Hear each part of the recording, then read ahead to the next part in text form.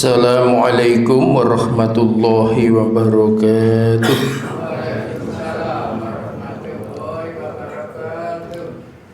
Alhamdulillahi rabbil alamin. Wassalatu wassalamu ala asyrafil anbiya'i wal mursalin wa ala alihi wa sahbihi ajma'in, amma ba'du. Ibu-ibu beserta bapak yang kami hormati, untuk kesempatan pagi hari ini kajian singkat kita awali bersama dengan bacaan basmalah. Bismillahirrahmanirrahim. Untuk kesempatan pada pagi hari ini akan kami sampaikan keterkaitan antara infak, sedekah, zakat dengan satu sifat yang harus kita hindari, yaitu sifat serakah. Mungkin yang 10 menit kami akan cerita, dan nanti yang 5 menit untuk kesimpulan dalil-dalilnya. Kami pernah mendapatkan kuliah dari Profesor Dr. Yunahar Ilyas di Mu'alimin, Yogyakarta. Pada waktu itu menceritakan bahwa di zamannya Nabi Isa pernah terjadi sebuah kejadian bahwa Nabi Isa ketika melakukan perjalanan dengan pendamping, dalam perjalanan itu Nabi Isa memberikan kepercayaan kepada salah satu pendampingnya untuk membawakan makanan. Sebut saja kalau di zaman dulu roti itu. Roti itu tiga bungkus. Di dalam satu perjalanan, pendamping Nabi Isa ini berjalannya berada di bagian depan. Tetapi ternyata pendamping Nabi Isa ini mendapat godaan dari asyaiton, atau sebut saja iblis. Dalam membisikkan, iblis itu mengatakan, engkau diberi beban oleh Nabi Isa, berat untuk membawakan makanan. Saya kira tidak salah seandainya engkau memakan dari salah satu yang dibebankan kepada engkau berwujud makanan. Toh nanti Nabi Isa juga tidak akan tahu kalau yang satu kau makan. Di dalam perjalanan orang itu masih kuat imannya. Saya tidak akan memakan karena ini amanah dari Nabi Isa. Tapi iblis setan ini merapat lagi. Paling kau takut nanti kalau ditanya, kalau yang satu kau makan pasti kamu takut. Yang satu di mana? Saya beritahu, kata iblis, nanti kalau ditanya oleh Nabi Isa, jawab saja kalau yang satu jatuh. Akhirnya dengan godaan setan yang luar biasa itu, diam-diam pendamping Nabi Isa tadi memakan satu rotinya sampai habis. Setelah dalam satu perjalanan Nabi Isa menghendaki untuk berhenti di satu tempat. Mari kita berhenti, kita makan bersama roti yang telah kita siapkan bersama-sama. Setelah duduk bersama-sama, iblis tadi merapat lagi. Tidak usah khawatir, pokoknya nanti kalau ditanya Nabi Isa, jawab saja yang satu rotinya jatuh. Jangan bilang kalau kamu makan. Sambil duduk Nabi Isa mengatakan, mana roti yang satu? Dijawab jatuh. Oh, jatuh ya. Akhirnya Nabi Isa membuat 3 gundukan pasir dalam cerita. Ya, mohon maaf orang yang cerita dulu Prof. Yunahar, ya, beliau sudah almarhum ya. Saya dulu jadi mahasiswanya di kampus, pernah derek ke ceramah, dan bahkan kami juga ikut kursus ya dulu di Masjid Syuhada, beliau yang ngajar. Nah, di dalam cerita itu dikatakan Nabi Isa ketika membuat 3 gundukan pasir itu, Nabi Isa berdoa 3 gundukan pasir itu jadi emas. Nah, orang yang tadi memakan roti tadi langsung bertanya, wahai Nabi Isa, 3 emas itu untuk siapa? Nabi Isa mengatakan, yang satu untuk saya, karena saya yang bikin. Yang satu untuk kamu yang membawakan makanan. Nah, yang satu nanti akan saya tanyakan, siapa yang telah menemukan makanan yang jatuh. Karena kau berada di depan, saya yakin di belakang mesti ada yang menemukan. Nah, iblisnya itu masuk lagi. Kamu jangan bilang kalau jatuh. Bilang saja kau makan. Kalau kamu bilang itu yang kamu yang makan, kamu akan dapat 2 emas. Karena Nabi Isa mengatakan yang satu untuk yang jatuh. Padahal tidak jatuh, tapi kau makan. Bilang saja pada Nabi Isa bahwa yang satu kau makan. Akhirnya orang tadi bilang, ya Nabi Isa sebenarnya yang satu tidak jatuh, yang satu saya makan.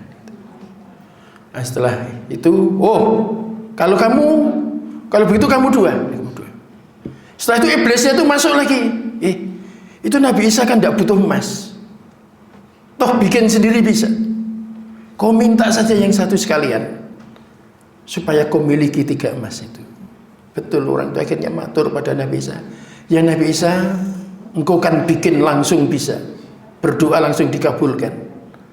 Maka dari itu bagaimana kalau 3-3-nya emas untuk saya? Dalam cerita itu dikatakan Nabi Isa mengatakan, kau boleh memiliki 3 emas ini dengan catatan kamu tidak boleh mengikuti perjalanan kami. Kau tunggu emas ini, saya akan pergi beberapa hari, nanti akan kembali lagi, besok kamu saya hampiri di sini untuk pulang bersama-sama. Orang itu sanggup karena ada 3 emas. Perjalanan Nabi Isa tidak diceritakan. Yang menjadi cerita adalah orang yang menunggui emas itu. Nah, orang yang menunggui 3 emas itu tadinya kan sehari, mungkin setengah hari belum terasa. Setelah lebih dari 1 hari kan terasa lapar. Setelah lapar, bingung, saya harus cari makan di mana. Dengan kota agak jauh, ya. Sementara berjanji tidak boleh meninggalkan emas sampai Nabi pulang. Ya, akhirnya tidak disangka-sangka ada orang lewat. Ketika ada orang lewat dipanggil, dimintai tolong supaya membelikan makanan di kota, akan mendapatkan upah yang cukup tinggi. Nah, ternyata orang tadi ketika terjadi tawar-menawar dengan pendamping Nabi Isa tadi sempat melihat 3 gundukan emas itu. Maka dia sanggup untuk membelikan makanan di kota, untuk membelikan makanan yang nanti akan dimakan oleh orang yang menjadi pendampingnya tadi. Ketika itu berangkat, dalam satu perjalanan ternyata yang jalan tadi juga diikuti iblis. Jadi yang nunggui emas juga digoda oleh iblis yang cukup kuat. Yang berangkat ke kota juga iblisnya cukup kuat. Yang menunggui makanan tadi, iblisnya masuk lagi. Apakah kau tidak berkeinginan untuk memiliki harta benda yang dibawa oleh orang yang beli makanan tadi? Supaya kamu tidak perlu repot-repot memberikan upah yang cukup besar, dan bahkan yang dimiliki orang tadi bisa menjadi milikmu. Saya beritahu, kata iblis, besok kalau orang itu bawa makanan sampai di sini, kau pukul saja, sampai mati. Akhirnya orang tadi harta bendanya bisa menjadi milikmu, dan kamu tidak perlu repot-repot memberikan upah yang besar. Itu iblis yang masuk di tubuh pendamping Nabi Isa. Tapi juga ada iblis yang ngikuti, yang membelikan makanan itu. Di dalam perjalanan iblisnya juga sudah membisikkan, apakah kamu tidak tertarik sama emas tadi? Bagaimana supaya kamu nanti setelah memberikan makanan kau bisa dapatkan emas yang 3 gundukan tadi? Akhirnya diberi strategi iblis tadi. Kamu nanti setelah beli makanan, kau racun saja itu makanan.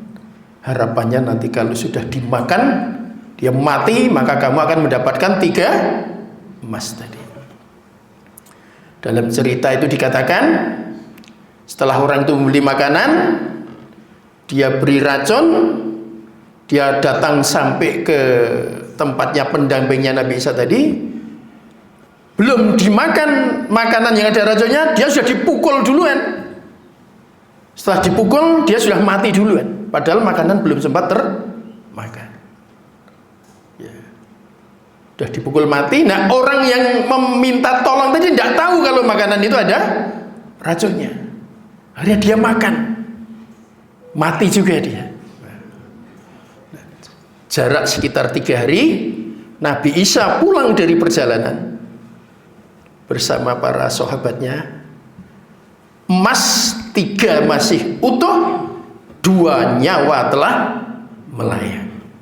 Nabi Isa pesan kepada seluruh sahabat, ketahuilah Allah itu maha adil, maha kaya. Manusia akan punya harta seberapapun akan diberi, tetapi bagi orang yang serakah tidak akan bisa menikmati, dan akhirnya dia akan mati tanpa bisa menikmati harta benda yang dimiliki. Ceritanya sampai di situ.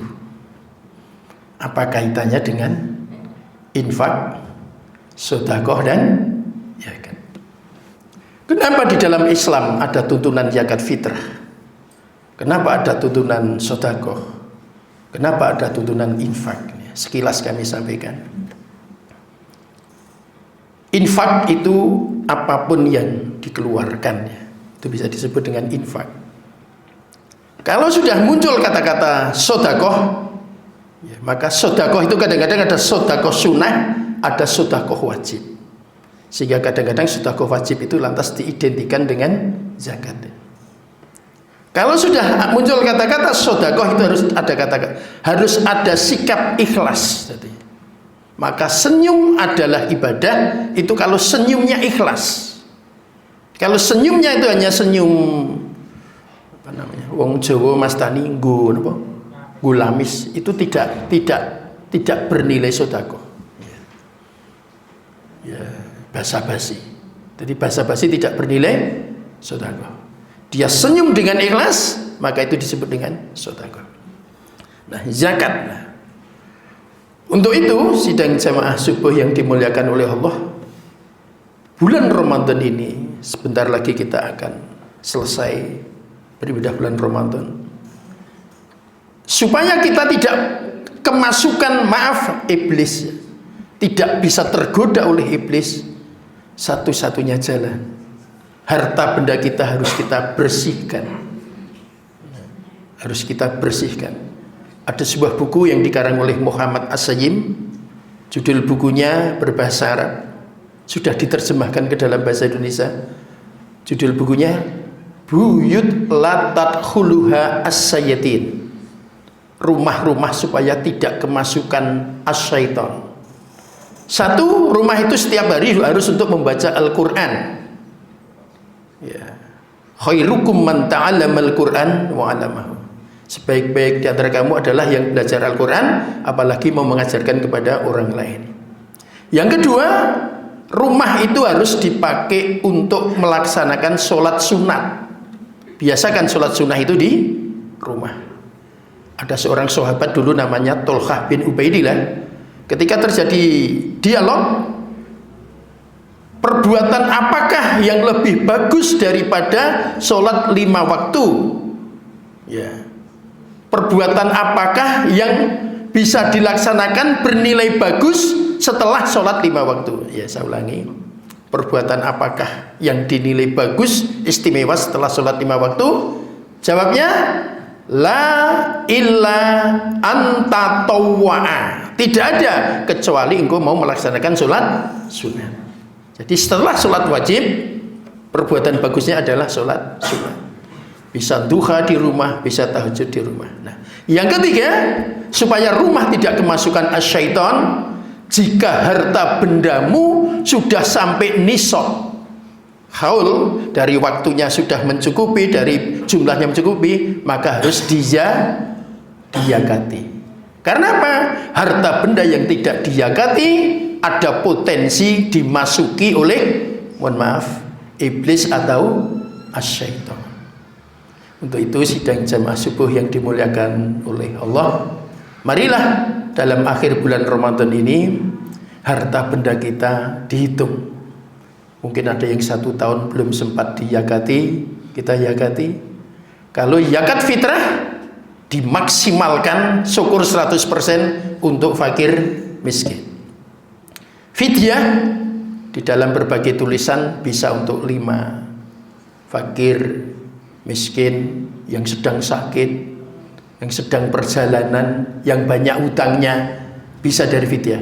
Tapi kalau zakat mal bisa 8 ya, asnaf di surat At-Taubah ayat 60. Fakir, miskin, amil ya, mu'alaf, orang yang horimin, yang banyak hutang, budak ya, budak hamba sahaya, terus yang jihad fisabilillah, termasuk yang sedang dalam perjalanan. Ada 8, dipersilahkan. Untuk itu pesan kami, jangan sekali-kali orang kaya justru dapat bagian dari fidyah, orang kaya dapat bagian dari zakat fitrah. Jangan sampai terjadi. Dimaksimalkan untuk fakir miskin. Nah, kalau zakat mal monggo akan dibagi untuk jihad fisabilillah dan lain sebagainya, dipersilahkan. Harapan kita semua nanti kita memasuki bulan Syawal dalam kondisi bergembira bersama-sama. Jadi masuk Syawal bergembira bersama-sama dalam rangka untuk melantunkan ya takbir, ya takbir, tasbih, tahmid ya, gitu. Tiga-tiganya kita.